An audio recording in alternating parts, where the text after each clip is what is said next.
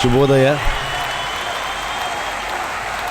Thank you so much ಎಲ್ಲ ಅಬುಧಾಬಿಯ ಕನ್ನಡಿಗರಿಗೆ, ಭಾರತೀಯರಿಗೆ ಥ್ಯಾಂಕ್ ಯು.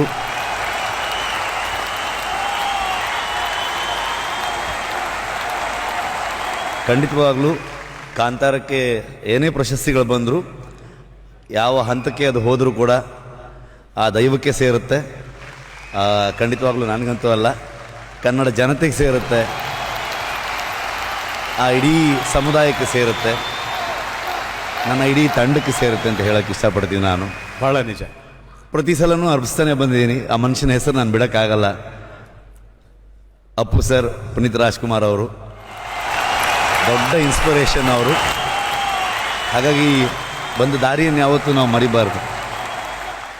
ಬಂದ ದಾರಿಯನ್ನು ಸಿನಿಮಾದಲ್ಲಿ ಹೇಳ್ತಾನೆ ಇಂಥದ್ದೊಂದು ಸಿನಿಮಾ ಮಾಡೋದಕ್ಕಾಯಿತು. ಈ ಮಟ್ಟಕ್ಕೆ ಬರುತ್ತೆ ಅಂತ ನಾನು ಯಾವತ್ತೂ ಅಂದ್ಕೊಂಡಿರಲಿಲ್ಲ.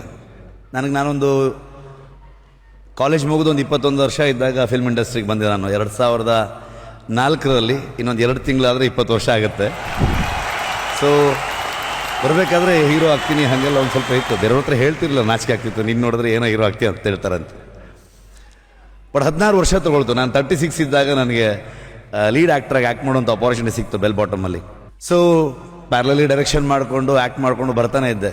ಕಾಂತಾರ ಅನ್ನೋದು ಯಾವತ್ತೂ ನನ್ನ ಲಿಸ್ಟಲ್ಲಿ ಇರಲೇ ಇಲ್ಲ. ಮೋಸ್ಟ್ಲಿ ಅದೆಲ್ಲೋ ಆ ದೈವ ಪ್ರೇರಣೆ ಅಥವಾ ಅದರ ಅನುಗ್ರಹ ಅಥವಾ ಅದೇನೋ ಆಗಬೇಕಾಗಿತ್ತು, ಹಾಗಾಗಿ ಆಯಿತು ಅಂತ ಅಂದ್ಕೊಳ್ತೀನಿ. ಅದರದ್ದು ಇವತ್ತು ಈ ಮಟ್ಟಕ್ಕೆ ಹೋಗುತ್ತೆ ಅಂತ ನಾನು ಕನಸು ಮನಸ್ಸಲ್ಲೂ ಎಣ್ಕೊಂಡಿರಲಿಲ್ಲ. ಸೊ ಹಾಗಾಗಿ ಯಾವತ್ತೂ ಆ ದೈವಕ್ಕೆ ನಾನು ಋಣಿಯಾಗಿದ್ದೀನಿ ಮತ್ತು ಜನತೆಗೆ ಋಣಿಯಾಗಿದ್ದೀನಿ. Thank you so much. ನಮ್ಮ ಟೀಮಿಂದ ಇವತ್ತು ಪ್ರಗತಿ ಒಬ್ಬರೇ ಇದ್ದಾಳೆ.